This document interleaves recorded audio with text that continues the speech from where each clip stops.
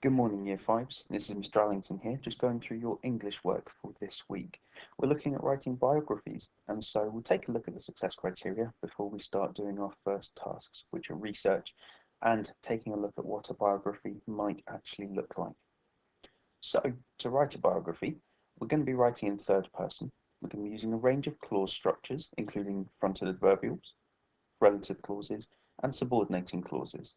And we're going to be using paragraphs, the focus being keeping them organized, using conjunctions to link them together, and making sure that we stay on point. Our first task of the week is to research and mind map out some of the Lego story ideas.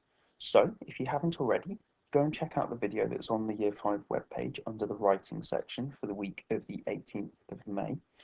If you would like some help on how to mind map out ideas, then stick with me. If not, then pause the video at this point to carry out your first task. Great. So here is a snapshot of a mind map that I drew out while I was watching the video.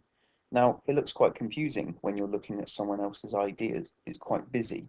So what I did was I recorded the process that I went through in order to make this.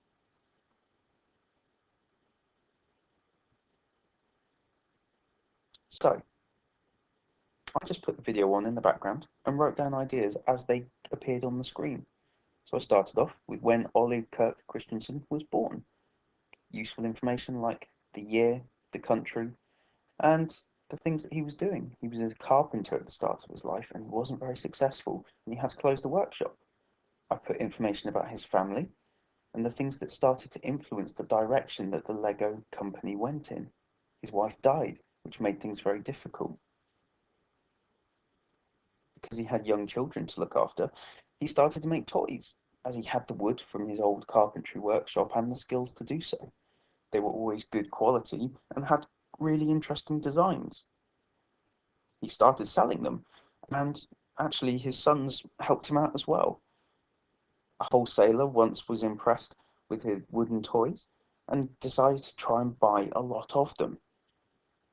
He wanted them in his shop for Christmas, and so Ollie rehired some of his old staff from his carpentry business to help him.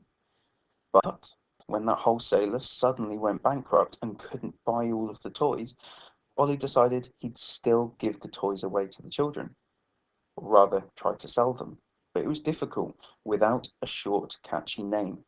So he set to work thinking about what he could call this new company. Leg Got in Danish, means play well, and it fit. So the word Lego, which we now know it as today, was born. Initially, those things were made out of wooden materials, again, from his carpentry days. But then he started to buy new machines that could make them out of plastic. That was as a result of some unfortunate circumstances, such as factory fires, and the ideas that the bricks could be made out of high quality materials quite cheaply. So he was making plastic teddies, and they probably led the way to our new idea of having Lego figures. I then transitioned over to some of the later stages of Ollie's life, about how he died just as the brand new brick design that Godfred brought in was patented. So unfortunately, he didn't get to see that new design. I spoke about the idea of the fact that the Lego company even built an airport in the town of Billund in Denmark so that they could sell the items easier. And of course, we can't ignore how many successful Legoland theme parks there are in the world. This is just one way that you could do a mind map, and this is the way that my mind clearly works. I like linking ideas together, which is really useful.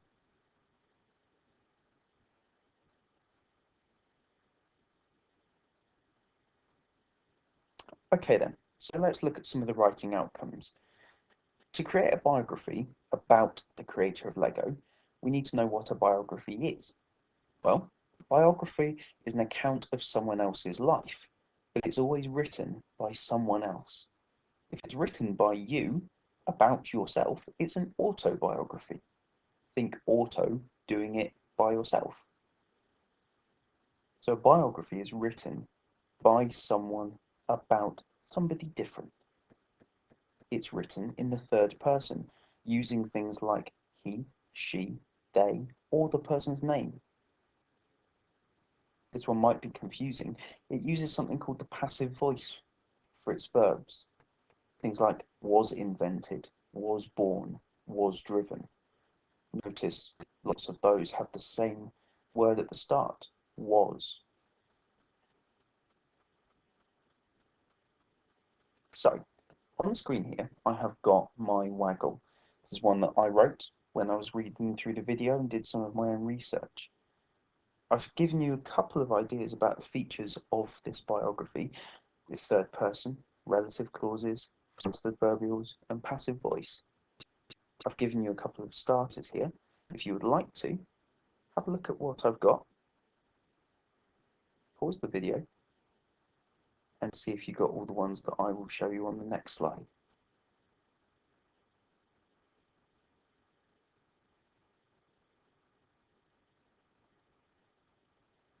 Okay then, so as you can see, just scrolling through some of this, and if you need to stop and read it, you can absolutely do that. There are lots of different features in here, and similarly, it doesn't have to be that busy. The biography is there to fill in lots of information about the person's life. It doesn't have to be crammed so full of different features that it becomes difficult to read. A biography should be something that you read and you find out a lot about a person's life without getting too confused. So here's some helpful tips for you about how to fill in a biography using the success criteria. If you're writing in the third person, as we mentioned, you should be using things like they, she, and he. Or in a sentence, John and Sarah went for a jog. Because if you were in first person, you'd be saying, I went for a jog. Or if you're writing in second person, you are going for a jog.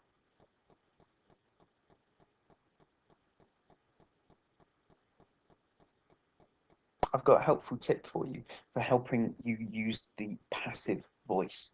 And it's a little rule called by zombies.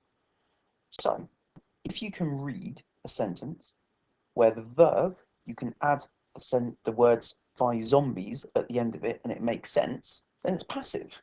For instance, the store is overrun by zombies.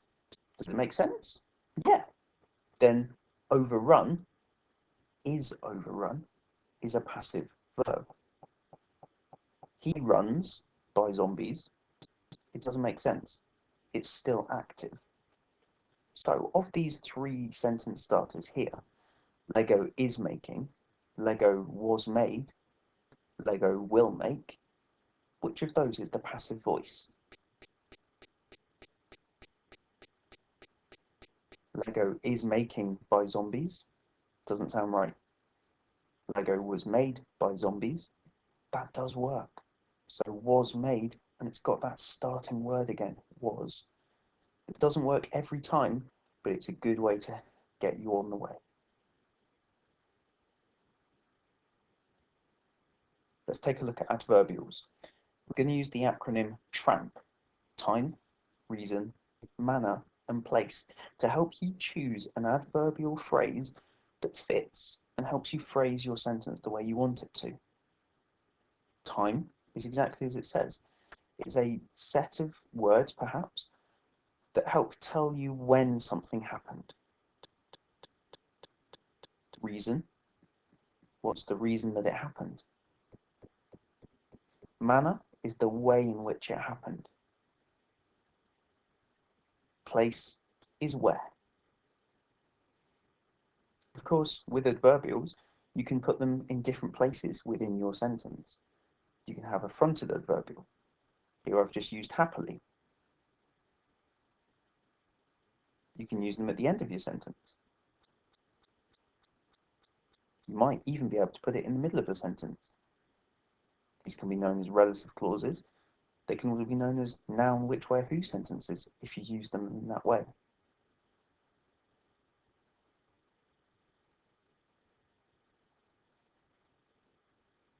Okay, let's take a look at some of the paragraphs. On the left is my Waggle. You can see it's clearly split up into different paragraphs. This wasn't an accident. This is the way that my biography is set out in order to make the information as easy to find as possible. So I broke it down. What was in my introduction? Well, it doesn't look like a very fun piece of text. No pictures in there. There's nothing jumping out at you. So I've got to make it. The first sentence, I tried to put something catchy in there. You could try to do that too. I also mentioned, what are you going to tell me? Now, it seems strange in the first bit of your text to tell the reader what you're going to tell them, but they may not want to find out any more. So what you're going to do is you're going to tell them exactly what is coming up in the text so they can carry on reading if it's the right text for them. Then we move on to the first paragraph. Now, it's really important here to do it in chronological order. You've got really good experience of this. You've been writing non-chronological reports. That means that they don't have to be in order. Chronological means in time order, which would obviously start with the person's birth and early life. After that, you might talk about their first jobs. For Ole Kirk Chrstiansen, he was a carpenter. You might also talk about their family. Family is a really important part of what makes a person good in their life. The second and third paragraphs I've put in one section because you might only have 2 paragraphs. You might have 4, depending on how much you find out. So they can be split up as you see fit. Your main successes. Why is this person worthy of writing a biography? What did they do to become famous? In their later life, what did they achieve, if anything? And death. You'll notice why I put the question mark a little bit later. And to conclude then, you can't just finish without bringing all of your ideas together. So you need to consider, what's their legacy? What are they leaving behind? Are they leaving behind a successful company? Have they changed the way that the industry works? What is their impact? And you might also want to put in some key facts in there, the things that you want people walking away from your biography going, I remember that, that's really important.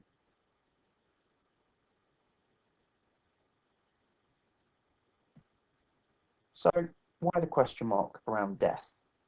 Well, funnily enough, if I'm writing an article about somebody, I want to make sure I treat them with the right respect. If they're no longer living, use words like was or were.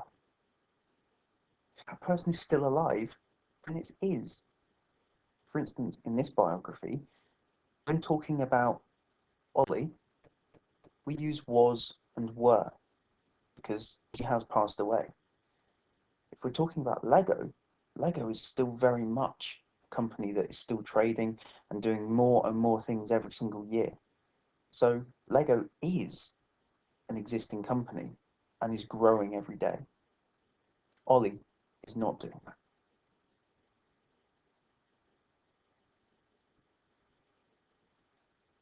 So let's take a look at what a plan might look like for your own biography. This is a template that you will find again on our Year 5 webpage, and I urge you to go and take a look at it. The title doesn't have to be anything fancy. I've just gone with the story of Ole Kirk Chrstiansen. Takes a bit of inspiration from the video that you watched all about Lego. And I've broken it down for you. 2 main things in the introduction. Think of an interesting fact. I say think of, do the research. Have a look, see if there's something that you think might be a good fact to open up your biography. I went with that Lego put a brick in almost every single house, and I made it funny. I made it interesting. Remember, this is your plan. It doesn't have to be in full sentences. I'm never just going to be copying out of this plan. This is here to make me think when I write the real thing. And I want to consider, what's a main achievement of Lego or Ollie? Why am I writing this? So, it's one of the best-selling toys in the world. But take a look at the first paragraph. Remember, it's in chronological order. So, details about his birth. From the video and from research that I did, I know that he was born on the 7th of April in 1891 in Denmark. Now, that may not be enough information, but it's a start to make me think what I need to do. That's where my mind map might be useful to go back to. You can list what his first jobs were. The carpenter owned his own workshop, but it did fail. What about his family life? Well, he married Kirstine, they had 4 children, and his wife sadly died in 1932. All of this is important information that shaped the way that Ollie's career panned out. In your second paragraph, and remember, you might decide to split this up into 3 paragraphs. What were those main achievements that he got to? What happened in his later life? What happened when he died? And if there was a future of the company, what happened?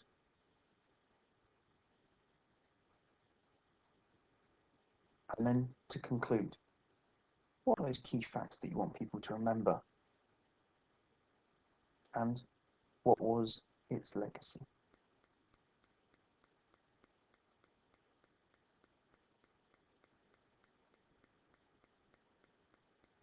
I'm going to give you an opportunity now to pause this video, take a look at the plan, and do your own.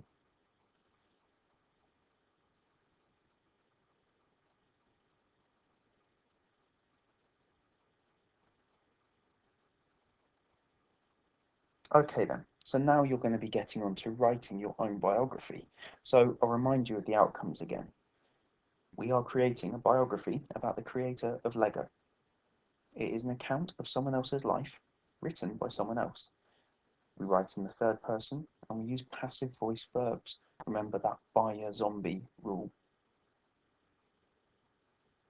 To write a detailed biography, we would expect to see those third person pronouns used. A range of clause structures. Make it varied, make it interesting. And those nice organized paragraphs that we've talked about. You will make a fantastic biography if you can use these things, and of course, use your target cards to help you out, those writing mats that were sent home. Use your plan. Don't waste your time doing a plan if you're not going to look at it. And only uncover the bits that you need to use at that point. Make sure you stay on target.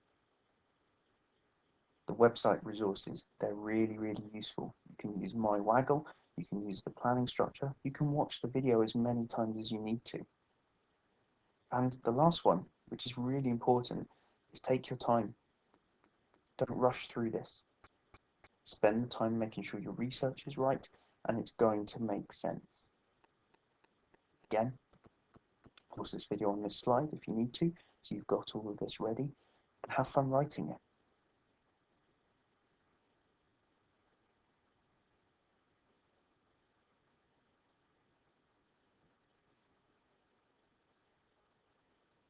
Now you've probably written your biography. It's an important part of the journey to edit and improve it. So here's a way that you can do it. I'm going to be focusing on using Alan Pete sentences to help you take sentences that you've written and possibly add some features in there. I've chosen noun, which, where, who sentences because we can always use more practice on those. This is a sentence I've literally taken out of my Waggle. Ollie managed to sell his wooden toys quite successfully and made enough money for the family. It's a good sentence, but I think I could use an extra feature in there. It's got examples on there that I can use. And actually, I don't have to change many of these words at all. If I take a look,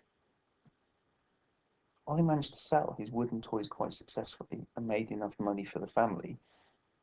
And then Ollie managed to sell his toys quite successfully, comma, which are made of high quality birch wood, comma at the end again, and made enough money for the family. I've added information that was in a different part of my biography, but I've now suddenly used a noun which, where, who sentence or a relative clause. It's a really good skill and can sometimes make your writing really come alive. Pause this video now and have a look through all of the different Alan Pete sentences that are on the website. You can use anything from the year 1 all the way up to year 5. They're all important skills and important types of sentence that we should be able to use. Have a bit of fun with them, experiment.